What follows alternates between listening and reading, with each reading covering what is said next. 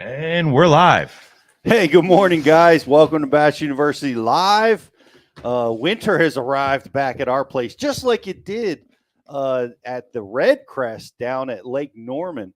It definitely arrived down there on the last day of competition. But a big congratulations to Brian Thrift for winning the Red Crest, and what an amazing win. Those of you that are subscribed to Bass U TV know what an amazing teacher he is. And of course, we all know that he is in a class by himself. Well, a class with maybe only a couple others as in the conversation, really. One of the greatest anglers to ever do it. And he won again on his home body of water. It was awesome to see him fishing through the snow and the cold temperatures down there. So I want to invite you guys to go check that out at Bass U. All the amazing stuff. As a matter of fact, he teaches exactly how he did it. And we're releasing Practicing for the Future, a seminar that we filmed with Brian this year. We're bringing that up to the front of the pack, releasing that on Thursday. And this dives into the secrets of Brian's practice strategies, which are going to be valuable to anybody that fishes, certainly anybody that tournament fishes. So congratulations, Thrifty. That was awesome. And today, yes, congratulations. A big congratulations to today's guest, Ben Milliken. Former Bass University student. He's been with us on Bass University Live before. Thrilled to see him crush a top 10 in his debut in the Bassmaster Opens. He's on the road to the elite qualification. He's doing the EQs. He's fishing all 9. Riz, what a way to start out, man. Mm-hmm. Yeah, it's impressive first Open. I don't know if it's his first Open ever, but, first Open of this year. And, Ben's a talented angler. There's no questions about it. He has a bit of a mix in, what he has in his fishing arsenal and kind of the route that he took to get to where he is. He's obviously a very accomplished YouTuber. He has a great content creation mind. He has an awesome platform that he puts out really good content on a daily and weekly basis. But the unique thing about Ben's road to that is that Ben was a tournament angler before he became a content creator, and he took the content creator route really because of, the business opportunity that he saw in it. And he's good at it. He is. He's entertaining as hell. He's very good at it. And one of the things that, you get from a guy like that that's creating massive amounts of content is you get to see him fish. He fishes a lot. There's no way around it. Time on the water is always king. It always will be. And, we meet a lot of people, Pete, right? We meet the best anglers in the world. We meet people that are just in the industry, people that fish 3 times a year to people that fish 365 days a year. And sometimes when you meet people, you get those feels, right? And Ben's one of those guys where you really feel like he can catch him. He's got it. He knows the hustle. He knows the grind. He knows how to fish. So, it's going to be a fun journey to see how he does through the Opens EQs. And I'm excited to talk to him today and hear about this first event. I can't wait. You could, watching, I watched some of his content that he, filmed during practice leading up to it. And you could see that he was, swimming in his ability, so to speak, like working that offshore pattern, that forward-facing sonar, which he is on the cutting edge of that, and just catching those offshore pre-spawn fish, and finding seemingly finding those schools with ease, and really, which was a relatively challenging tournament for most, for a lot of people down there. So great. We're going to have Ben on. We're going to be talking to him about practice, how that felt. And, the thing that I was concerned about, probably the biggest obstacle to overcome is 225 boats, right? It's one thing to be able to go out and pattern fish and find them and locate it, but being able to survive a 225-man field, knowing that you're going to have to give up a lot of your prime water, share it, make it happen when the pressure's on. That's a whole different kind of fishing, and man, he navigated all that with ease. So Ben's going to be with us talking about that. Did it crank it too? It's interesting. If you're a cranking aficionado, God, looks like a I fun love bite. that name. Yeah. Aficionado. Aficionado. Well, he showed it. He pulled out his 6 cents, two crankbaits, and just really took it to the house. So that was pretty awesome. So can't wait. We're gonna have Ben on here in just a minute. So get your questions together that you might have for him. I want to give a shout out to all the people on the message board. Who's today. hanging out with us today? Howie with us today? Of course he is. Yes. Howie. What's up, Howie? How are you?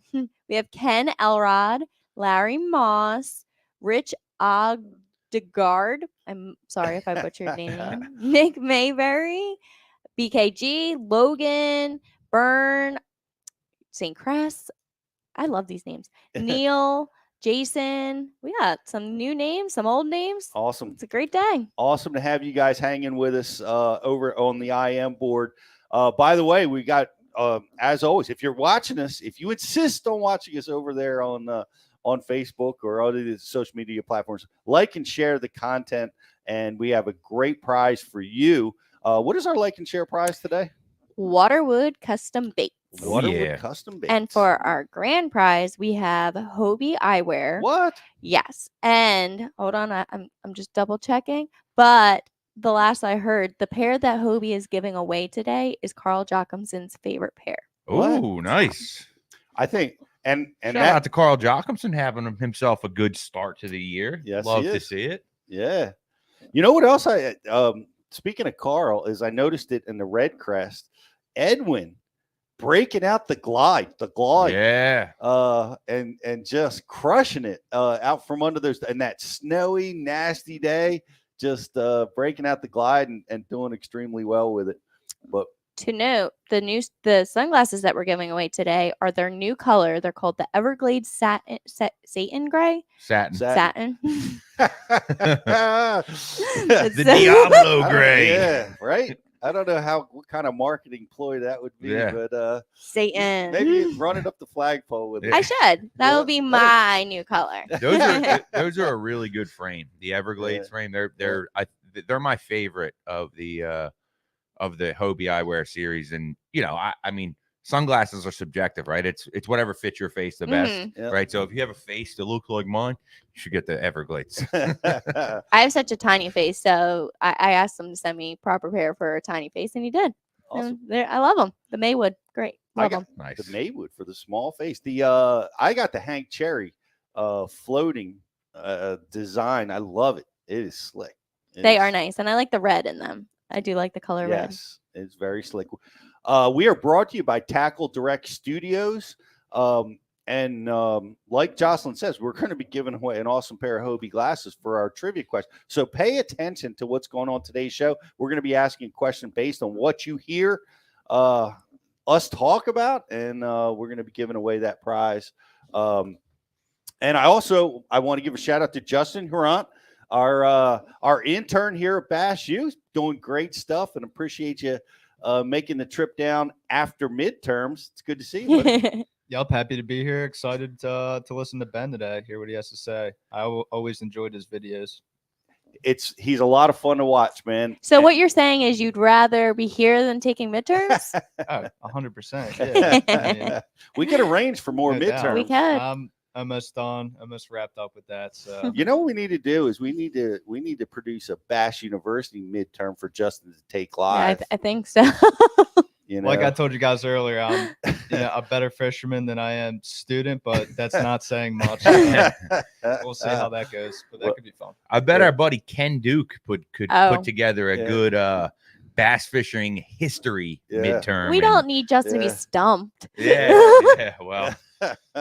Well, we'll give him some study sheets, Yeah. We'll see how practice tests. to see how it goes. No, but it's funny. it's great to have you with us, my friend. And of course, we got Riz over there pushing buttons. Riz and I ran into each other catching no fish on the Chesapeake this Sunday. It's catching no fish. Little situation update out there. It's still tough. Water's in the low 40s, but kind of get the feel that we're right on the cusp of when it's about to start getting good. We're seeing some of the signs that things are about to break loose. So Yeah, bait fish Thank you. everywhere. There's and you know what? There's the Susquehanna is not raging this year, so Right. we may see some good grass growth this year. I'm optimistic. And also with us today, we have that lady over there. That's me. What she is now, her new AKA. Is that lady. Courtesy of one of our viewers. But Jocelyn, great to have you with us. Great to be here. Awesome. We've got the Classic coming up. I know you have got your hands full. Sure do. But it's all going to be worth it because everyone gets something, basically. Yeah, we're hooking everybody up. We are.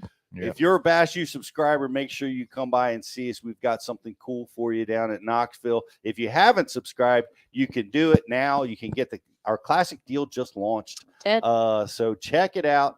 It's $80 off our annual subscription, and that's available right now on BassU.tv. So if you're not signed up, go get yourself signed up right now because you're not going to want to miss Brian Thrift's practicing for the future as our first release with our new our Classic offer going on. So we can't wait. We're going to Knoxville. It's going to be a great Classic. We've got our picks. Who did I just see? I was just watching somebody saying that they're getting ready. Fighter was getting ready for a shallow water Classic. Ooh. I know we were talking about it. Love to hear it. Is it going to be deep? Is it going to be like when Gussie won last time? Is it going to be a shallow water tournament? I picked Hackney because I figured it's going to. So I was I felt good that Fighter's thinking it's going to be a shallow water deal too, because that lends itself to my pick. But who knows? We could get another cold blast. Yep. Who knows what's going to happen? And I picked Brandon Lester and John Cox, so I got them both. You only get one. I get 2 votes. You get one. Just, the way the rules. Rich is disqualified. No. He is disqualified along with one of the open anglers this week. Possibly, allegedly, maybe, perhaps. Maybe we might get into that. Yeah, we'll jump into that a little bit. Apparently, there's some controversy going on with Bassmaster Opens, hole sitting. Who knows what's going on there? But we'll talk about that a little bit. And but that's what's going on. EPOP batteries, great to have them part of Bass University. I want to invite you guys to go check them out. They have the industry-leading 11-year warranty. This is the 12-volt 100-amp battery that's going right into my Bass Cat. This is going to power up my sonar, my 360, my Mega Live. As I'm pointing to, it's not on the screen there. This is the one. It's going to be powering up everything from side imaging, all 4 of my Solix 12 units. I can't wait to get this in my boat. Going to be delivering the maximum voltage to my sonar units, which is going to add clarity. It's going to make them perform the way that I want them to. Can't wait to get these installed. Want to invite you guys to go check them out and thank them for being part of the Bass University. We're going to take a quick break, guys, and we're bringing on Ben Milliken, fresh off his top 10 at the Open. Going to be talking offshore pre-spawn fishing. That's happening all over the country. Probably going to happen at the Classic in just a week. It's probably happening this week down at Think Lake Cherokee is where the MLF is fishing this week. It's all pre-spawn. So we'll be right back with Ben after this. What's going on? It's Riz here from the Bass University, and I am excited to welcome in Waterwood Custom Baits to the Bass U family. These are custom handmade baits in the South Rainforest of Brazil. They're made of Marupa pedra wood. It's extremely dense, it's resistant, but it's also really buoyant. They're made of quality components with a 100% guarantee. They're made for tournament anglers to get it done when the money is on the line. Guys, that was like my second cast with this bait. That's a Waterwood custom bait. These things are handmade in the rainforest south of Brazil. And I mean, as you can see right here, it's a fish catching bait. It's got the front hook. That means they wanted it. This bait's, it's running really true. It throws really well. Guys, check them out at waterwoodcustombaits.com.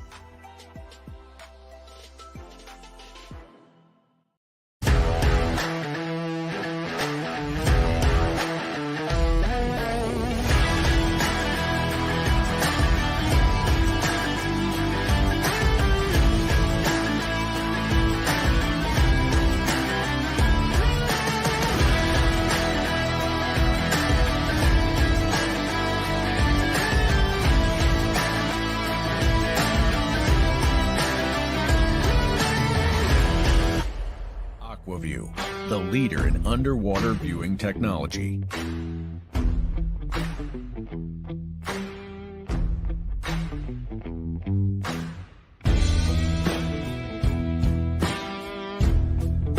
Find what you are looking for. Catch more fish. Have more fun. AquaView. Seeing is believing. Why do you love casting fishing rods? I'm truly losing less fish. Is the sensitivity of the rod. That they're made right here in North Carolina in the USA. Strongest, lightest rod, 100% made here in Sanford, North Carolina. From the drop shot rod to the flipping stick. Every rod has a purpose to it, and I rely on them all the time when I'm out doing a tournament. Durability in the John Cruz Worming series, the counterbalancing in the handle. It's the only rod I found that can withstand my hook set. Boom goes the dynamite. On the water, not spent fishing is a moment wasted. That's why Minn Kota and Humminbird have joined forces to bring you the One Boat Network. Products that communicate and integrate to help you take full command of your boat. Born from our commitment to making the most advanced fishing gear even better by making it work together. The One Boat Network will help you find, get to, stay on, and catch more fish. When One Boat Network products talk to each other, they can navigate your boat automatically.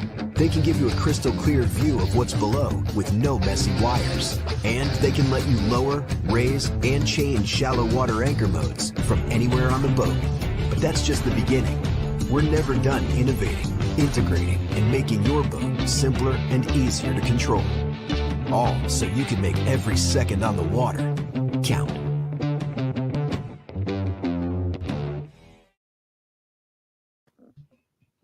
Welcome back, guys. I want to give a shout out to our friends at Cash and Fishing Rods.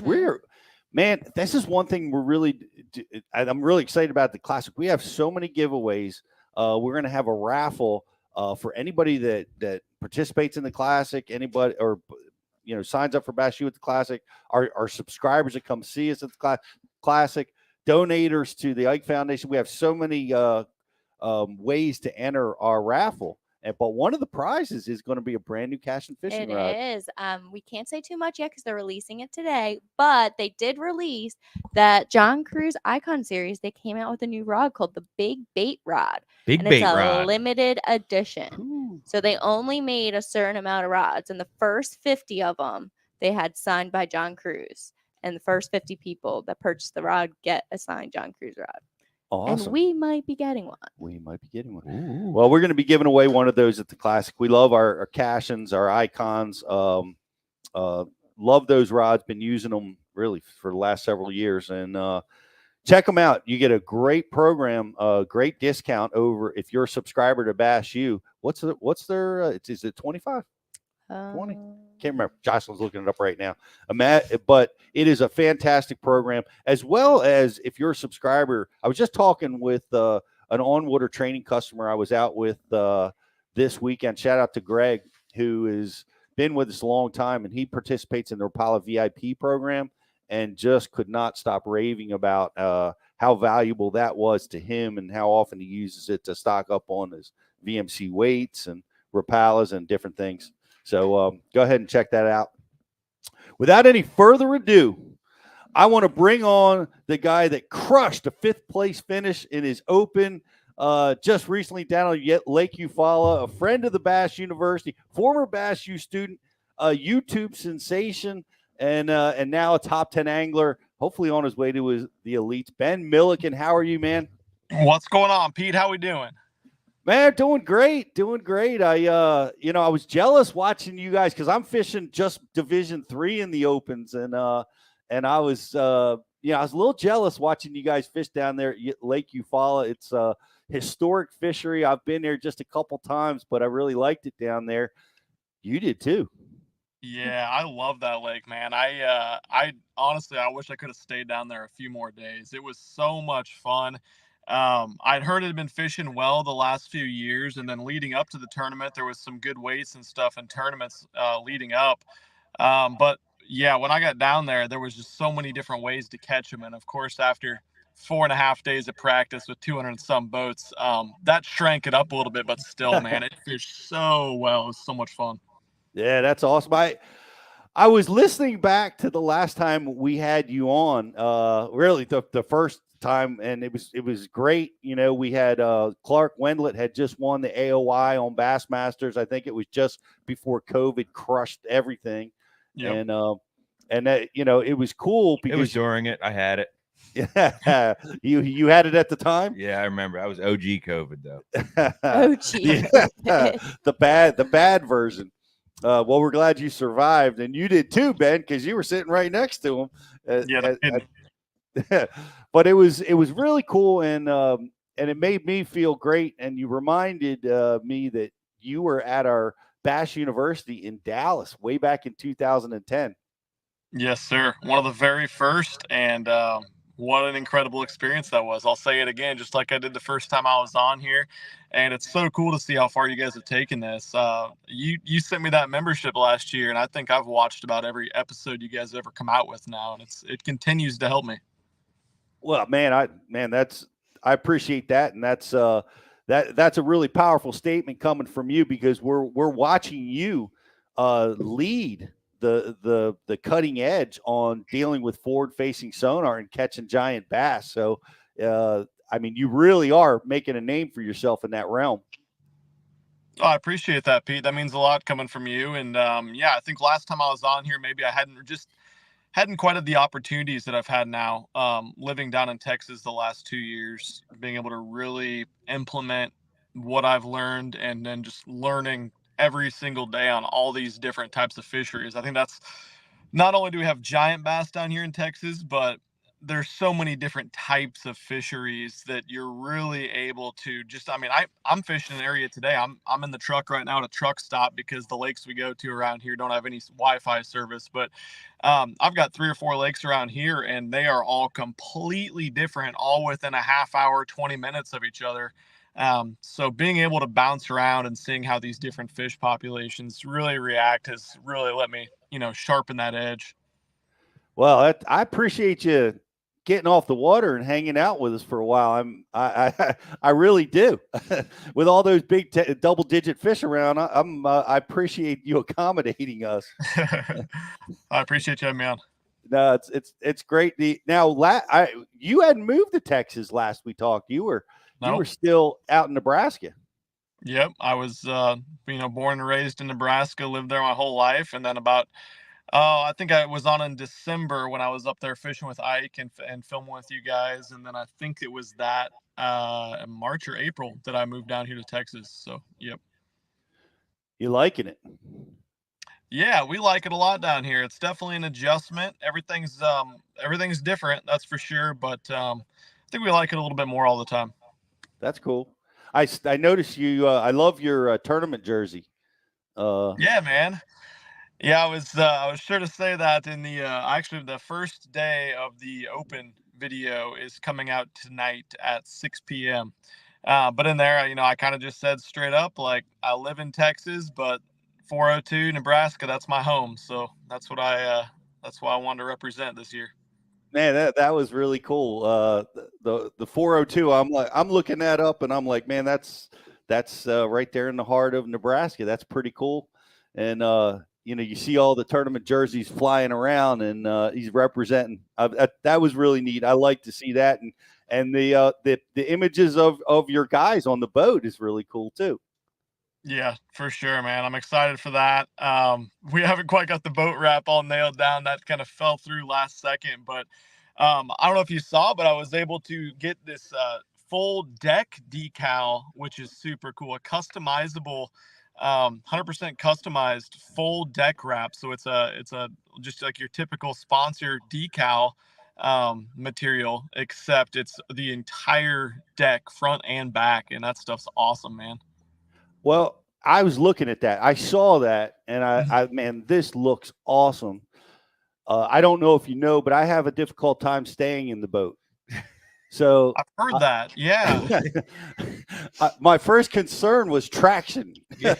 Of course. Yeah. Maybe like some safety rails up on the sides, like they have at Major League Baseball fields and stuff. You still probably find a way over though, Pete.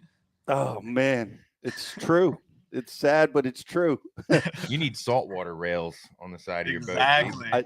I do. I need You a should have got a gun. walleye boat this year, Pete.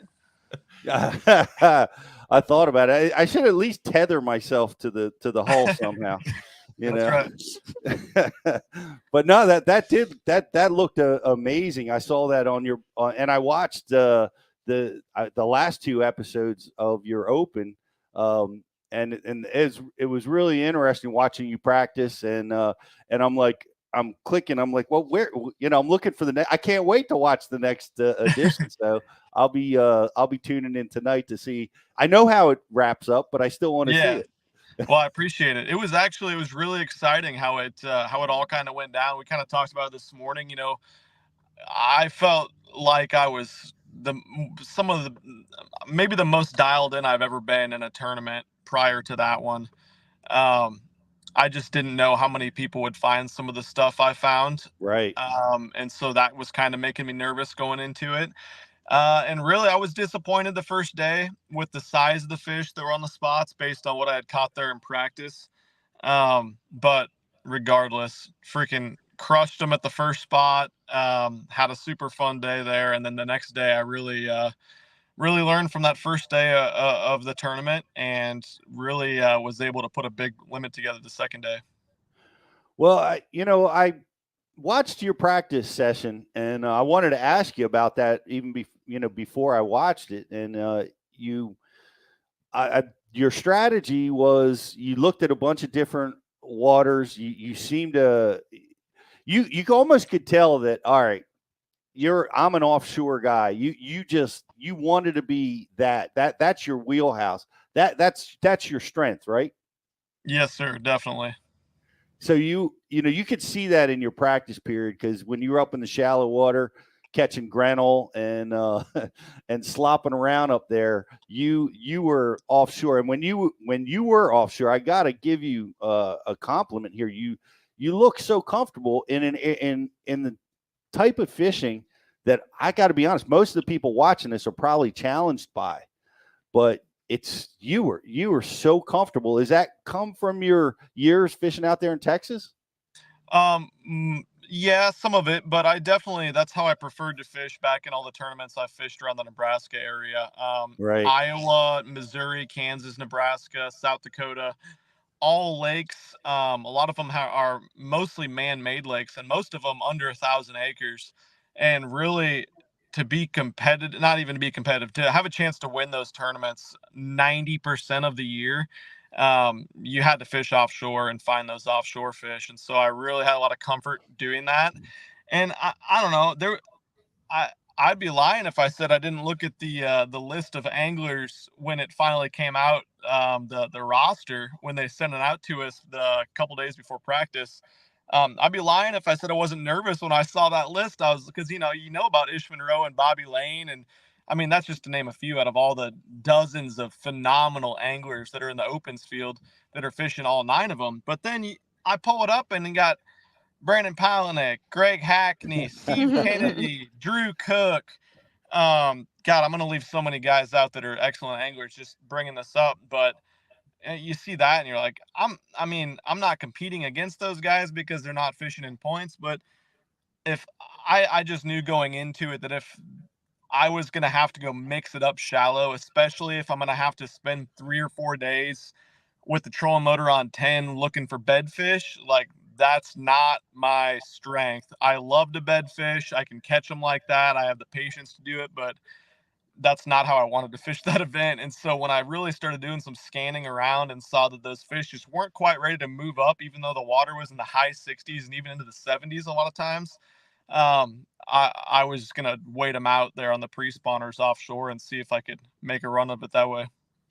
That seems like something we've talked about here in the last few shows, Pete, where like a lot of these tournaments, it seems like the guys that figure out the ones that are still coming, even if there's fish that are already up, they're already doing their thing. And it could be even, the mass, majority is already up. Mm-hmm. But when you figure out the ones that are still out and making that move up, man, you get right in a hurry. As we saw with, you put out a video on your Instagram, man, of a quick limit. I guess that was day 2. Was that day 2 that That was day 1. That was Day the one. first. Well, that was I the mean, my first cast as an open angler right there.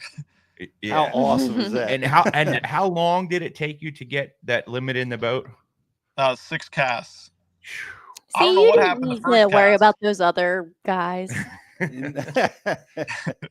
Yeah, I wish that there was a tornado came through or something. Obviously, no one got injured or anything, but they had to cancel the rest of the tournament after that first 20 minutes. I would have won it. Yeah, I'm gonna win it right now. Nobody's got this weight. Did you have an early draw on day one? Yeah, I got kind of lucky. I was boat 12 the first day. Yep. But at the same time, no one was around me and no one tried to come in and fish that specific spot. So I got kind of lucky there. Of course, once I got that limit and felt like I wasn't going to upgrade and no one had driven by and seen me there, the first couple hours, I was like, I need to go get after some of these 4 to 7 pound brush pile fish I've been seeing. Surely I'll be able to catch some of those. And so as soon as I pull off it, I fish around for about a half hour. There's 2 boats on it, and that's the rest of the day. Never got back on it. But what was that day one group like? What were they set up on? So it was a major spawning creek, a pretty big spawning creek. And if you look at Lake Eufaula, I kind of really broke it down in that video, but just a long river and main river channel lake, north and south, narrower, 2 to 3 miles across. And then there's probably 7 or 8 different major spawning creeks off each side of it. And the cool thing about Eufaula was that we don't really have, when you look at like Rayburn and Toledo Bend down here on our big reservoirs, there's like a very defined creek channel that goes all the way from the main river channel all the way like almost to the back of every single one of these major creeks. And that's the best corridor you could ever ask for, that you could just go right down the edge of it one way and see if they're on it, and then come right back on the other side of the creek channel, scanning in practice and see if they're on that. But it was definitely, it was the first spot. It was right at the mouth of the creek, and there was a ton of bait fish there. There was, it was a hard spot, kind of on the sweet spot of it, right on the edge of that creek channel. Probably the most prominent point that came out right at the mouth of the creek. And very obvious traditional spot. Even being boat 12, I was kind of surprised that I was able to get there. One of the things, Rich, that and you got to go check this out. And I'm impressed that you're doing this. Is you're exposing everything. You know what I mean? You're showing everybody exactly where you're fishing, where these schools set up for you. That's a bold move.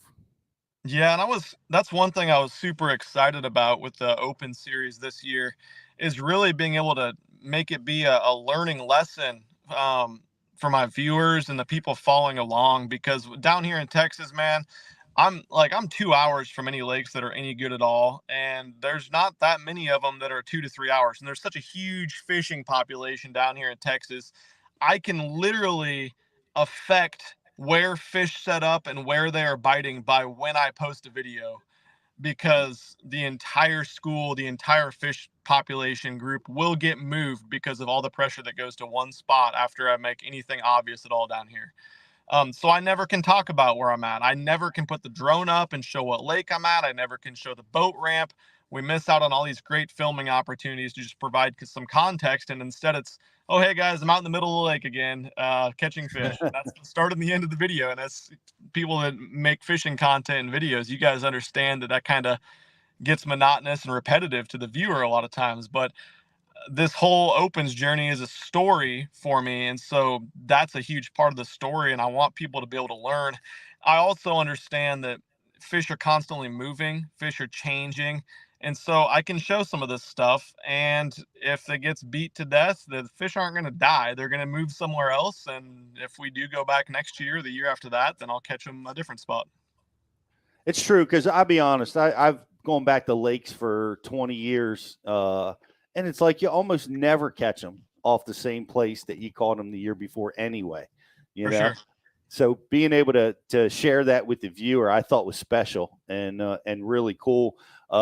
I noticed you one of the things I noticed, you have 2 different mapping systems. You had your Lowrance and your Humminbird, and you were comparing the two, and you showed how the Humminbird showed a roadbed that didn't exist on the other, because Humminbird mapping is way better than anybody else's. But seriously, I thought I've been doing that with paper maps for years. Like, You're showing your age. Yeah, well, yeah. For people watching, don't know what a paper map is. I love to get paper maps too. There's nothing wrong with that. But my favorite way to use a paper map now is I put it up on the wall at tournament practice, so that we can get in contact. Punch a bunch of holes in the Airbnb wall. No, I like that. That's actually good, Pete. I might have to do something like that. It kind of keeps you, lets you see where you've been, where some of the spots you want to check are. I like that a lot. That's a really good idea, because you're sitting there at night drinking a drink and hanging out, or about to go to bed, or talking to your buddies or whatever. You don't want to be out sitting in the boat scrolling through your electronics and stuff. It's a cool way to look at it and have a bigger spatial view of it. For sure. It's the big picture, right? You can see that the fish are in the lower end, the central end, the upper end, and you can put everything in context that way. And it's hard to do it on your sonar because you're looking at a little like shot of a particular part of the lake. But I was pretty cool. I didn't really consider that the different mapping systems probably show things differently electronically. So that was eye-opening to me. Yeah, there's a huge advantage in that, and I haven't run both brands of units, or even Garmin for that matter. I've had all three, Garmin, Humminbird, and Lowrance, on my boats the last 4 years, different models of them. And then this year, so I've got the Humminbird and Lowrance in the console. Phone call.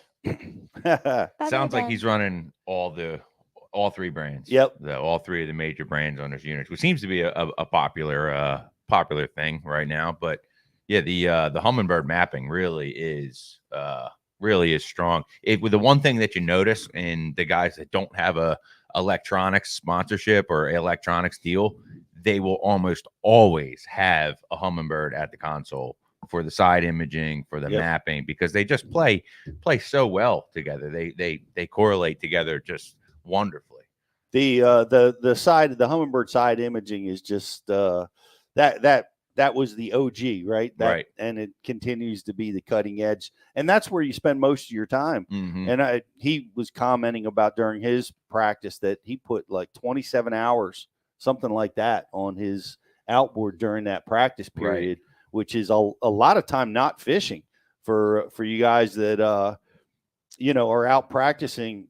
It just shows, or fishing. It just shows the importance of looking, identifying the habitat, especially if you're fishing offshore habitat, the importance of putting that extra time in as we wait for Ben to try to get his signal back with us.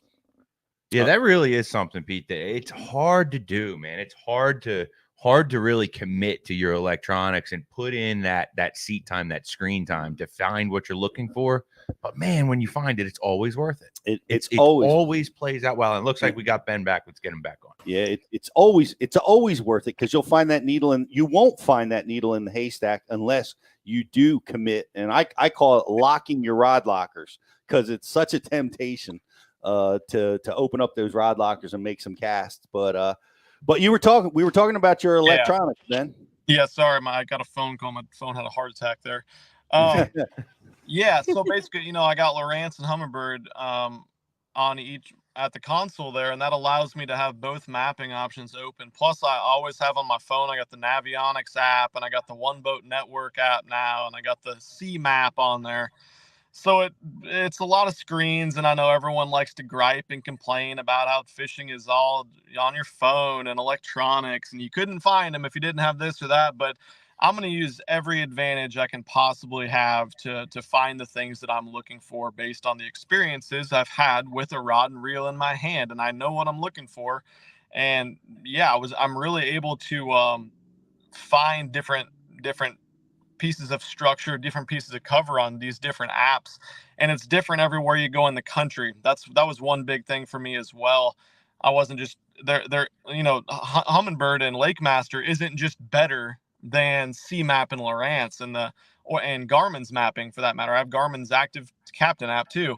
I just went to Toledo Bend our last day before cutoff the other day, and Lakemaster there was terrible. I have the best chip card and everything for it. doesn't even compare, or I'm sorry, not Lake Master, C-Map and Lawrence doesn't even compare to how good Lake Master is. Thank you for fixing that for us, Ben. Thank you. Sorry. I know we got to make the sponsors happy, but I mean, the Lawrence wasn't even usable. It didn't show 90% of what was actually there. Whereas that you follow the Lawrence, the C-Map showed a lot of good stuff, and so did the Lake Master. They both had really good mapping there, and both totally different mapping there. And so I know it's going to be that way as I travel the country this year. And so I'm definitely going to keep both at my fingertips. Yeah. That's certainly, that's a great, man, but oh my gosh, how it's got to be, to me, it sounds like I'm dialed into Humminbird. I've got the software. I'm comfortable with how I move around the unit. Man, you move seamlessly back and forth between all three units. That's a massive amount of operating systems that all have their different buttons to push. Man, that sounds tricky. Yeah, it can be a little bit tricky. I've kind of, and that, like I said, that was I had like 0.7 hours on my boat prior to going to that tournament. So it was the first time I had been using both of them in conjunction, but I figured out pretty quick what I wanted to do with that. And luckily my buddy, give him a shout out, Captain Ronnie Kelly down here in Texas. He's a guy, and he does a lot of electronics trips, and he's just a great human being and a great fisherman. I was able to call him and get some base settings, and some kind of more advanced stuff too on both my graphs, and my mapping side of it too. So shout out to him. If you're down in the Texas area, I need your stuff looking crisp. He is the guy.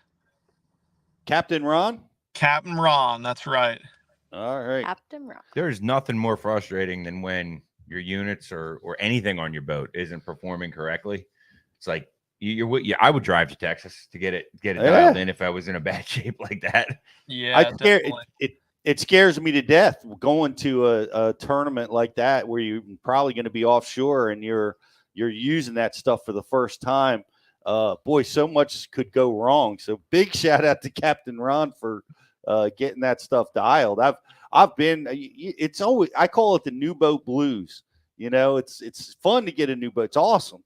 But oh my gosh, this wiring needs to be changed, or this battery's over here and there. But you got to fix this and that. But yours was tight, which is really, really awesome. But after the electronics, after you find them, you got to catch them. All right. And you were doing a lot of cranking in this event, right, Ben? Yes, sir. That was just a little bit about those 6 cents crankbaits you were slinging, because there was 2, if I recall correctly, right? Yeah, there was 3 in practice, but really it got dialed down to 2. Yeah, cranking was the deal for me for the most part until the very last part of the last day, and it seemed like, you know, it's nothing new. It's nothing out of the ordinary that these offshore fish like a big crankbait, and they like it winding, and especially pre-spawn fish. But yeah, I feel like I'm pretty dialed into my live scope and how the fish are reacting and how they're setting up. And I tried all different types of baits, and really that crankbait, especially early in the day, seemed to be what you had to throw in, really blast past them to get them to react. Those you follow fish, you could tell are smart. They see a lot of baits, especially those bigger schools. They're definitely not stupid. And yeah, so I would start with a 500 DD, which is kind of the shape of like the Bomber Fat Free Shad, but it's a bigger bait than that. It's it doesn't have a real super wide bill, or like the hooked lip like our Cloud 9 series does that you see on like the XD versions of the Strike King, you know, with the little kind of flange on the tip of the lip that allows it to dive at a steeper angle. It more so is just a kind of a narrower, rounded off lip, and so that allows the bait to kind of roll more and swim down to depth. It has one knocker rattle in it, kind of a lower pitch knock in it, and like I said, flat sides. So it's a big, aggressive looking crankbait and presence in the water, but it still is kind of more subtle with those flat sides and that, you know, kind of rolling action, as opposed to the real sharp side to side digger style that you see in a lot of crankbaits. So I would start with that one. And I mean, that bait, I was throwing on 15-pound line, and I was still grinding bottom in 22 to 24 feet. But anything that was you were out there, yeah, anything that was deeper a couple of the schools were way out there that deep, but anything that was deeper than 12 or 14 feet, I'll even throw it down here in Texas in 10 feet of water, just because I want to, if there's fish in a drain and I want to cover a lot of water, I want that bait on the bottom for 120 feet, on that bomb cast. It doesn't blow out a lot. It runs pretty true, because once again, it's not that super hard hitting nose down profile. Because like on some of those super sharp diving crankbaits, when they hit something, they'll roll over and blast all the way 5 feet up off the bottom if you're really burning them hard. This bait kind of just like digs and kind of rolls and works its way around. I think that's something that gets overlooked a lot when we're picking our deep diving crankbaits and what we're really trying to do with them. So that was the deal. Chartreuse patterns seem to really be good down there. It wasn't super stained, but probably 2 foot visibility almost everywhere in the lake. 1.5 to 2.5, I would say. But the chartreuse patterns seem to get bit best. And then when I would pick a few off of a school, I would switch up to our C15 crankbait, which does have that wider lip and that wider action, but I threw it in a see-through color, a real nice natural see-through shad color, and I could usually get at least 1 or 2 more to bite after I blasted the chartreuse guy through there. That's a great 1-2 punch. What did anything else play down there? A jig or a swim bait or anything play? Yeah, man. The second day of the tournament, I caught my limit and everything cranking, but I really mixed it up, man. I think I caught them on like 10 different baits that second day of the tournament. I don't know if you guys are cool. I'll tell you, I caught some actually on a tube. Oh, yes. I was free rigging a tube, and they were eating that better than any other dragon bait that I found. I think that you go to the tackle stores down there and you can't even find a tube, because no one throws them in the South and no one throws them anymore. It's such an old school bait. But it was really crazy, man. I would throw a swing head, a jig, a shaky head, whatever, when I saw a group of fish in front of me, and they wouldn't touch it. Sometimes they would bump something, and I'd throw the tube in there and a couple ate it on the fall, which is it's wild. But that is wild. Holy crap. Yes. That's huge, man. Were you like rigging it like Great Lakes style, like exposed hook and all that? Oh no, I was throwing it actually on a free rig. I was I had it on a Texas rig, real light hook with a free rig. So yeah, that weight would slide up the line real nice, and then it would probably stop the bait there, probably 3-4 feet above it, because that bait's coming down, it's spiraling real hard. The weight hits the bottom, and then all of a sudden it'll flatten out level for just a second there, and I think that's probably when they were eating it on the fall. But then it spirals down to the weight after that, I'm sure, which is good. They ate that really well. But yeah, man, that second day later on, I caught some dragging a swing head. What else did I catch them on? I caught them on a 5-inch swim bait on a 3/4 ounce jig head. I caught them on what I call a hover juggle, which is like a hover shot rig with our juggle minnow. Caught them on a 3-inch swim bait on an 1/8 ounce ball head. I ended up pulling 2 out at the end of the day on a hair jig. I caught them on a wacky rig on a flick shake. I need to know more about this hover juggle. That name. I don't know anything about it. I don't know what you're saying. What? Come on. We can sit here and talk ad nauseum about that bait. It's kind of like a technique. I didn't create it, but I kind of did down here in Texas, and it's you definitely made up the name. I did, yeah. It's super hit or miss. It's like they won't touch it, or it's all they'll eat. Kind of like a hair jigs on some of the offshore stuff, but basically it's like a 4-inch fluke bait that we have it's real buoyant, so it's like level in the water. It's got a real thin tail with a little bulbous section down there on the tip where it forks off. And I run a 90-degree jig hook, a little 1/0. It's a Victory 10111, which is like the old discontinued Gamakatsu O'Shaughnessy bend jig hook. You spear it in about 3/8 of an inch back from the tip, and that's the most important part of the bait. And then you just thread it on, and it's exposed hook. And then I like an 1/8 ounce nail weight in the front of the bait. So it looks like there's a jig head there, but it's not, because a lot of these guys are fishing like the biwa rig, they call it. The Japanese anglers, they'll throw like a 1/16 ounce ball head in a fluke style bait, and they'll just hop it to live scope fish, Yeah. But what I found is that moves the bait too far forward a lot of times, especially when you're targeting individual fish. Like you can hop it real slow over a group of fish and catch them like that. But when I'm targeting individual fish, that because the pull point is back from the point of the bait, and God, people that are listening to this, it's probably not going to make any sense, but because the pull point is 3/8 of an inch back from the tip of the fluke bait, it almost creates like a wacky rig and resistance in the water. Right. So when you pop it, and I just hop it the whole way, and I hop once it gets down above the fish, it almost allows the bait to just kind of hover or stay right there above the fish more so than every other single bait they're seeing move forward every time it moves. And I think that that's just enough to trigger a lot of those fish to bite.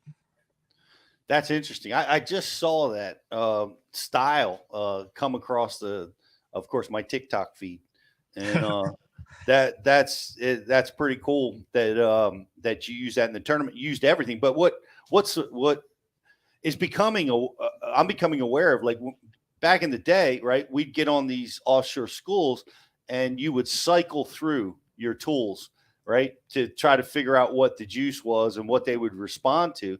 But now it's so much more efficient because during your cycle, you can see what's happening. All right, they're not responding to this, and you can move quickly. Cycle so much faster than we ever could before because you can see what's happening down there. Yeah, of course. And that was a big thing I haven't really told or talked to anyone about, was that main spot where I caught them so fast on day one. So day two, I come back on boat number 215 or whatever, because you flip the draw. But I got there and Gary Klaus is sitting there with a crankbait blasting him on it.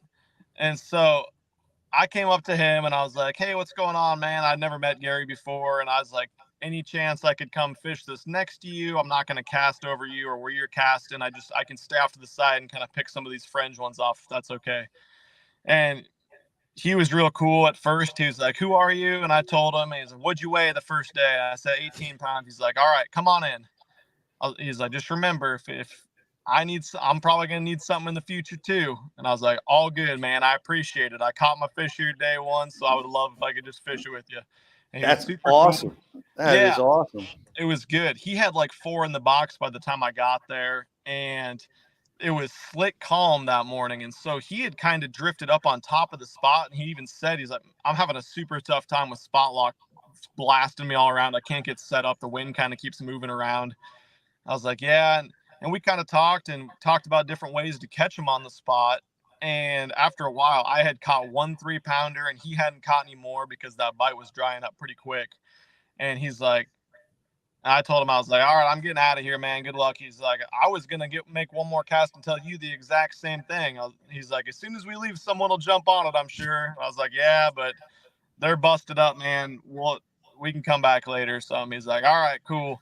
He said, I don't even think I'm going to come back to it. I got other stuff to go run. It's like, sweet. And so we both leave, go fish other stuff. I was able to go, actually, the first spot I found, I caught a 5-pounder. That was huge, cranking. And so I was like, all right, I'm going to go run some brush pile stuff. And so I go to run some brush pile stuff, and I run back by that spot, and no one was on it still. And the wind had picked up only like 10 miles an hour, but there was some chop in the water. So I was like, all right, screw it. I'm going to go back there and see if they're set up a little bit better. And as soon as I got there, I turned like all my back electronics. I only left live scope on, and I eased up to it real slow, and I saw that they were set up way better on it after we had left them alone a few hours. And so I finished out my limit really quick cranking, and I kind of realized there was a bunch of shad kind of blasting through the area. And there was actually, if you watch the video tonight, I said if it was called the white Bassmaster Open, I would have won the damn thing, because I caught so many white bass and hybrids mixed in right there next to them. And so there was a lot of that going on, and the fish would spread out. But what I noticed was, and I really saw this on live scope, when the fish would spread out, they would stop eating that crankbait, and they were either out chasing bait, or I had caught a couple of them and they were broken up.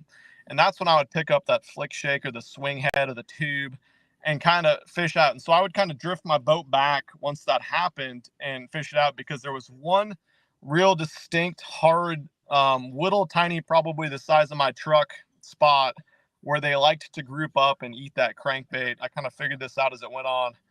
And once they kind of disappeared, the scattered fish, either they had moved off to chase bait or whatever, I would kind of ease back up to that spot and I would wait for them to group back up. And as soon as I saw 5, 6, 7, 8 of them on that spot, I'd throw a crankbait, and usually I could blast a good one out of them. I got a question for you about like Lake you follow. Those fish just love to be offshore. I noticed this like first time I fished there in a post spawn, and like they were pre-practice, they were all over the banks, and then come back during the tournament and there's not a fish to be found on the banks, and every fish is out. And it seems like in the pre-spawn they're out too. One of the big factors in the post-spawn is current generation. And I wonder, did that play? I know you had a morning bite, and that's common, right? Even when there's not a lot of current, but did the current generation play into your patterns throughout the day? So I didn't think it did at all, actually. Like I said, when the wind picked up and we had some environmental changes, that seemed to be when the bite would improve. And of course, that low light first morning period.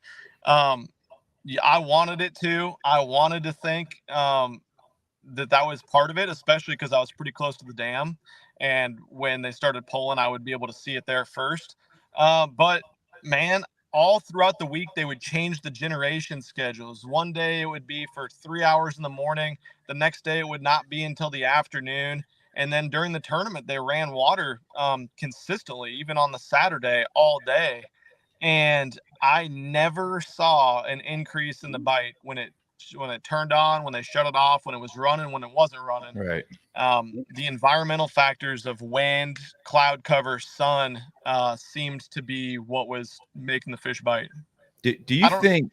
I don't know if that's a pre-spawn thing as opposed to a summer post-spawn thing, or what it is. But I was just gonna say, do you think that's like a time of the year deal where, like, in the pre-spawn, you were fishing out front of big spawning creeks, like, so they're going where they're going regardless, right? And they got to eat more of on a schedule because they're kind of in that transition going in, where on the way out for the post spawn deal, like, they can kind of be lazy, they can get on that stuff and then just wait for the food to come.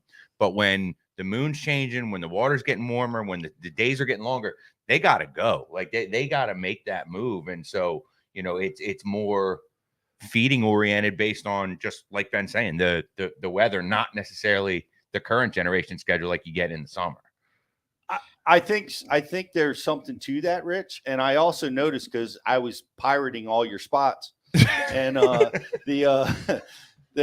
lot of them are outside of the main current flow, right? Because they're migrating in, and that's why I was curious, is if the current, because I have a theory that, and you just proved it wrong, but like, fish get conditioned to that generation schedule, and even if they're on the bank, they might bite better when the current's running, just because they've been doing that their whole lives. And I'm sure that's true sometimes, but in this pre-spot, it seemed like your spots, like, they're secondary points. They're kind of out of the main river flow. So I guess current probably doesn't help them as much.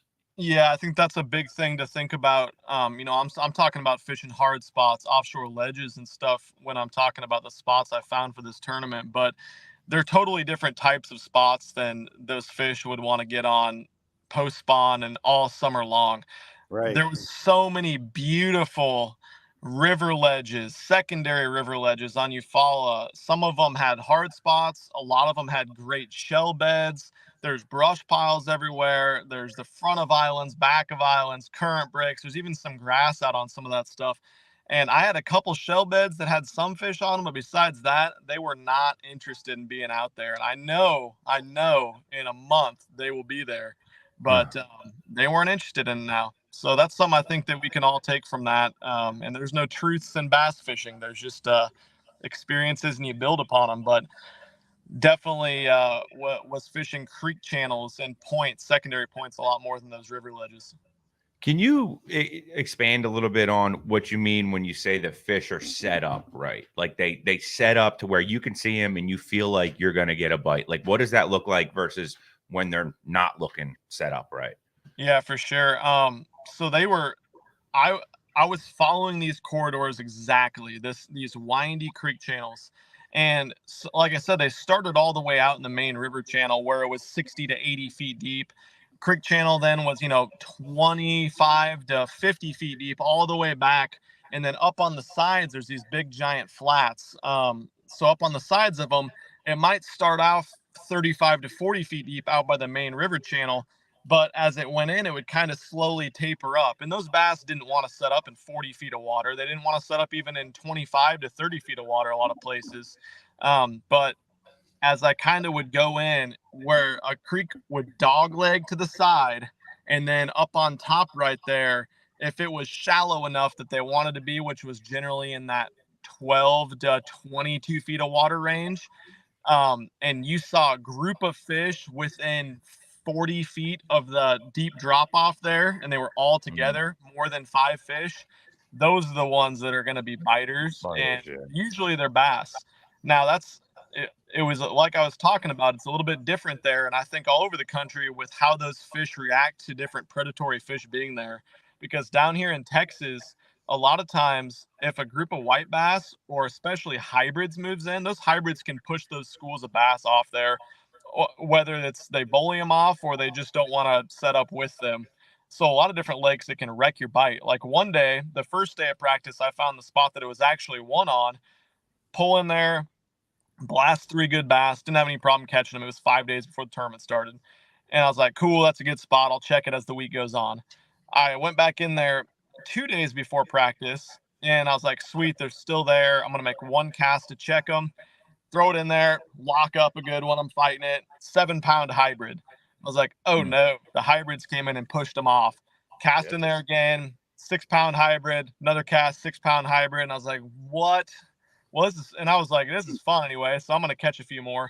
Next cast, 5.5-pound largemouth. I was like, okay, well, I guess they're okay living together. I'm out of here. Went back the day before the tournament. I was like, they're still there. I made 1 cast, caught a 4-pound largemouth, rolled out. And I'm talking about pulling in because there's 70 fish there, not because there's like 5. Like, there was a huge school. I wasn't worried about it. There was no boats that could see me. Otherwise, I wouldn't have even stopped. But yeah, so anyways, where I was going with that is, a lot of times these different trash fish will move in. I guess you call them trash fish, but different species will move in. And it just depends on the fishery, I guess, whether they want to be there with them or not. And that's something that was also making me nervous in this tournament too. That's interesting. I've had pike, like I fish obviously a lot up north, and the pike will come in and chase schools of smallmouth out.